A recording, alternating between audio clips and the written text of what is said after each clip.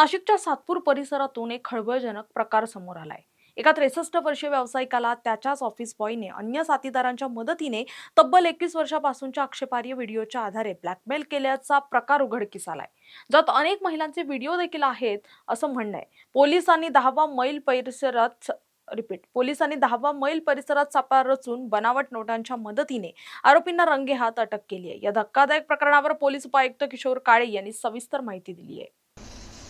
Satpur police station अंतर्गत एक साधारण 2 दिवसापूर्वी आमच्याकडे अशी माहिती आली होती की या गुन्ह्यातला जो फिर्यादी आहे मूळ गुन्ह्याचा त्याचं वय 63 वर्ष आहे। एक हार्ड डिस्क त्या ठिकाणी चोरीला गेलेली आहे आणि त्याच्यावरून त्याला ब्लॅकमेलिंग होते अशा पद्धतीने साधारणपणे प्राथमिक माहिती त्यांनी दिली आणि त्या माहितीच्या आधारावरती मग सातपूर पोलीस असतील किंवा आमचे क्राईम ब्रांच असेल त्यांनी एक काल रात्री एक जॉईंट ऑपरेशन केलं आणि त्याच्यामध्ये एकूण 4 आरोपींना आम्ही सध्या अटक केलेली आहे। त्या 4 आरोपींनी पैकी एक जो व्यक्ती आहे तो या आमच्या गुन्ह्यातला जो मूळ फिर्यादी आहे त्याच्याकडे तो ऑफिस बॉय किंवा त्याचा असिस्टंट म्हणून काम 3 वर्षापूर्वीपासून त्याच्याकडे काम करायचं मध्ये त्याने काम सोडलं पण होतं, तर त्याच्यात त्याचा देखील सहभाग असल्याचं निष्पन्न झालेला आणि त्यांनी त्याच्याकडे काम करत असताना ही हार्ड डिस्क जी आहे त्या हार्ड डिस्क मध्ये काही ऑब्जेक्शनेबल व्हिडिओज काही महिलांचे आणि काही फोटोज असल्याचं ते निदर्शनास आले आणि ती हार्ड डिस्क त्यांनी चोरली आणि चोरल्यानंतर त्याला काही आर्थिक चणचणीमुळे किंवा इतर कुठल्या कारणामुळे त्याने नंतर परत आपल्या मुंबईचा जो फिर्यादी आहे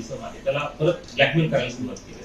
त्याच्यावरून त्याने सुरुवातीला एक 10,000 रुपयाची रक्कम देखील त्यांना दिली होती आणि परत नंतर अजून 12 लाख रुपयाच्या रकमेची त्याला मागणी होत होती आणि त्याच्यावरून तो पोलिसांना अप्रोच झाला। त्याच्यानंतर आम्ही डिटेल्स आपल्याला सांगितले की काल एक ऑपरेशन लॉन्च केलं आणि त्याच्यामध्ये एक ट्रॅप करून आम्ही जवळपास 4 आरोपींना पकडलेला आहे।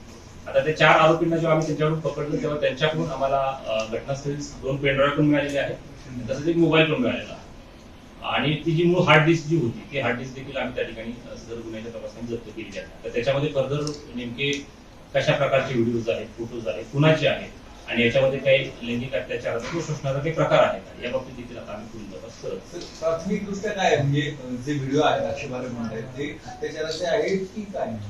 त्याच्यामध्ये साधारणपणे काही आक्षेपार्ह त्या ठिकाणी इमेजेस आहेत आणि आक्षेपार्ह व्हिडिओ आहेत हे दिसतंय, परंतु त्याच्यात असा फोर्सफुल काही झालेलं आहे असं सध्यापर्यंत तपासात काही निष्पन्न झालेलं आहे असं दिसत नाही, परंतु ही अतिशय प्राथमिक माहिती आहे कारण आपल्याला सगळ्यांना माहिती की काल रात्रीचीच डेव्हलपमेंट आहे आणि अजून आम्ही त्याच्यात अधिक तपास व्हिडिओ एकाच ठिकाणचे आहेत की वेगवेगळे ठिकाणी आहेत, म्हणजे कॅमेरामधले शूटिंग आहे किंवा काय? मोबाईल साधारणपणे ते कॅमेरामधले शूटिंग आहे असं दिसतंय त्याच्यामध्ये, जसे की लॅपटॉप हँडी कॅम किंवा व्हिडिओ कॅम वगैरे असतो अशा पद्धतीचा, परंतु आता त्या अधिक तपासांत आपल्याला त्याच्यामध्ये सांगता येईल की तो एकाच ठिकाणचा आहे का त्यात मल्टिपल लोकेशन्स इन्व्हॉल्व आहेत। मात्र त्याच्यामध्ये एक गोष्ट आहे की मल्टिपल महिलांचे व्हिडिओज त्याच्यामध्ये आहेत, मात्र सपोर्ट किती व्हिडिओ आहे साधारण आता एकूण निश्चितपणे सांगता येणार नाही, परंतु निश्चित संख्या कालावधी किती साधारणतः आकडा किती असू शकतो व्हिडिओचा? मे बी 100च्या आसपास वगैरे असेल, पण तपासांत सांगता येईल। कोण व्यक्ती म्हणजे त्याचा व्यवसाय काय आहे? हा खरं तर 63 वर्षीय व्यक्ती आहे, हा मूळ तसा स्वतःला पत्रकार म्हणणारा व्यक्ती आहे, मात्र याचं नंतरच्या कालावधीमध्ये याने ज्या काही आपल्या अंगणवाडी सेविका आहेत किंवा ब्युटी पार्लर चालवणाऱ्या ज्या महिला आहेत त्यांच्यासाठी कन्सल्टन्सीचा हा काम करायचा आणि त्यांना जे काही त्यांच्या व्यवसायाच्या निमित्तानं लागणारे जे काही कागदपत्र आहेत किंवा एनओसीज आहेत याच्यामध्ये तो फॅसिलिटेशनचं काम करायचं आणि त्याच्यामध्ये त्यांचं कन्सल्टेशन करून त्यांना फर्दर त्याच्यामध्ये नोकरी लावणं असेल किंवा त्यांचा व्यवसाय सुरू करणं असेल याच्यामध्ये त्यांना तो मदत करायचा। की तो वास्तुशास्त्र आणि हस्तरेषा याच्या बाबतीत आता काहीच भाष्य करता येणार नाही कारण अतिशय प्राथमिक अवस्थेचा तपास आहे, मात्र त्या अनुषंगाने देखील आम्ही तपास करू। सर, प्राथमिक आपल्याला जी माहिती मिळाली त्यानुसार फिर्यादी हाच काही त्या सगळ्या याच्यात सहभागी असू शकतो आणि त्याची पण चौकशी करायची असं काही आहे? नाही, निश्चित करा। मी जसं आपल्याला सांगितलं की जरी ह्या मूळ गुन्ह्यातल्या फिर्यादीला जरी त्याला खंडणी मागितली गेली असेल किंवा ब्लॅकमेल केलं गेलं असेल तरी अधिक तपास आणतात। याच्यामध्ये जेव्हा प्रत्यक्षात जर काही पीडित महिला असतील त्या जर का समोर आल्या तर त्याच्यामध्ये त्याच्या विरुद्ध देखील गुन्हे जर का दाखल झाले ते शक्यता आपल्याला नाकारता येत नाही, तो देखील आरोपी त्याच्यामध्ये होऊ शकतो। या प्रकरणात पोलीस सुमोटो या महिलांना संपर्क करून त्यांच्याशी संवाद करणार आहे कारण महिलांचे आहे आणि संवेदनशील पण आहे। नाही, निश्चित करणं प्रकरण संवेदनशील आहे, त्याच्यामुळे याच्यामध्ये गोपनीयता बाळगून म्हणजे विशेषतः सर्वप्रथम तर माझं सगळ्यांनाच आव्हान आहे की याच्यामध्ये महिलांच्या सुरक्षिततेचा प्रश्न असल्यामुळे आपण सगळ्यांनी देखील त्याच्यामध्ये गोपनीयता बाळगली पाहिजे आणि त्यामुळे ती गोपनीयता बाळगून आम्ही याच्यामधल्या ज्या कोणी महिला असतील त्यांच्याशी आम्ही संपर्क निश्चितपणे करणार आहोत। एक विशेष तपास पथक पण आम्ही की आमच्या अंबड डिव्हिजन मधल्या अधिकाऱ्यांचं, क्राईम ब्रांचचं आणि महिला अंमलदारांचं किंवा अधिकाऱ्यांचं आम्ही गठीत करत आहोत आणि त्याच्या आधारावर तपास करून मग फर्दर याच्यात जर काही महिलांच्या शोषणाचा काही प्रकार झालेला असेल तर त्यासाठी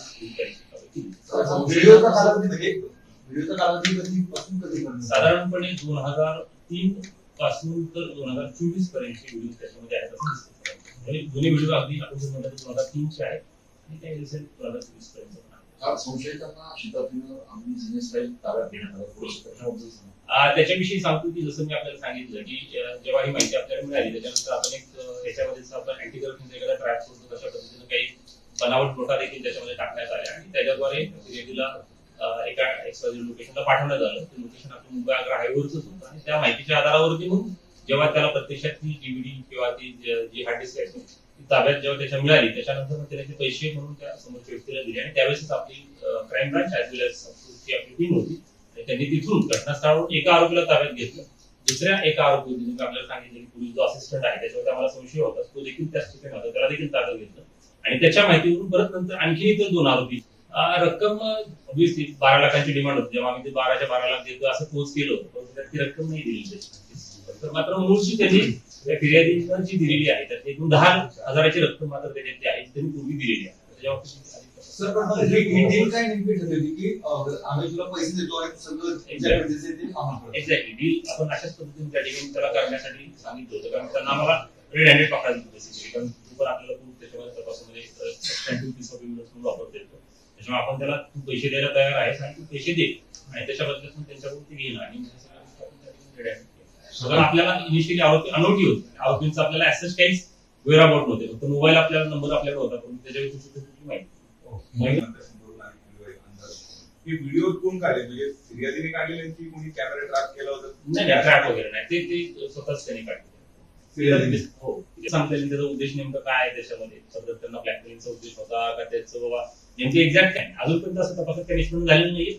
मात्र जे ओरिजिनली त्या हार्ड डिस्क मध्ये व्हिडिओ होते त्याच्यातून सर ह्या आरोपी जे आम्ही 4 अटक केले त्यांनी त्या ठिकाणी त्याचे 2 पेनड्राईव्ह आणि मोबाईल त्याच्यामध्ये ते घेतलेले आहेत असं तरी सध्या निष्पन्न होते परंतु ते देखील पोलिसांच्या ताब्यात आहे. सो ऍज ऑफ नाऊ तरी ते व्हायरल केलेले आहेत असं निष्पन्न होत नाही. त्या पेनड्राईव्हच्या किंवा हार्डडिस्कच्या अधिक काही कॉपी तयार करून त्यांनी विविध ठिकाणी ते आता त्याच्याविषयी आम्ही तपास करतो. ते कारण अजून राईट नाव तसं काही निष्पन्न होत नाही मात्र इन्व्हेस्टिगेशन. संशयित आणि फिर्यादीमध्ये काही संबंध होते पहिल्यापासून ओळखीचे? त्यातला एक जो आरोपी आहे तो आपल्या त्यातला जो फिर्यादी आहे त्याच्याकडे तो कामाला होता. जवळपास 7 ते 8 वर्ष त्यांनी त्याच्याकडे काम केलं आणि 2013ला पण कामाला होता. नंतर त्यांनी परत काम सोडलं होतं आणि परत त्याच्याकडे काम केलं. यांची काही गुन्हेगारी पार्श्वभूमी आहे?